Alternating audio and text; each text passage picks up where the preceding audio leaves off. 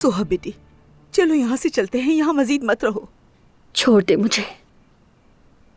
आपा, यहाँ बात नहीं करते, चलो घर चलते हैं।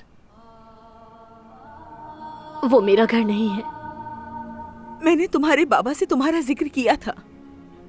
उन्होंने वादा भी किया था कि वो तुम्हें लेने आएंगे, मगर वो नहीं आए। लेकिन हम तो आ गए ना। प्लीज चलो अब, मैं तुम्हें रास्ते में सब कुछ बताऊंगी। अम्मी, आपकी माफी तो आपकी खता से भी बदतर है। जब मैं यहाँ अपने खोए हुए बच्चे का गम सह रही थी तो आपको जरा भी दुख नहीं हुआ। सोहा,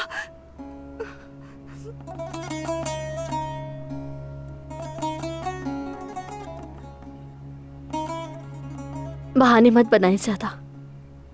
वो रहा रास्ता, अब आप जाएं। मैंने कहा आप जाएं।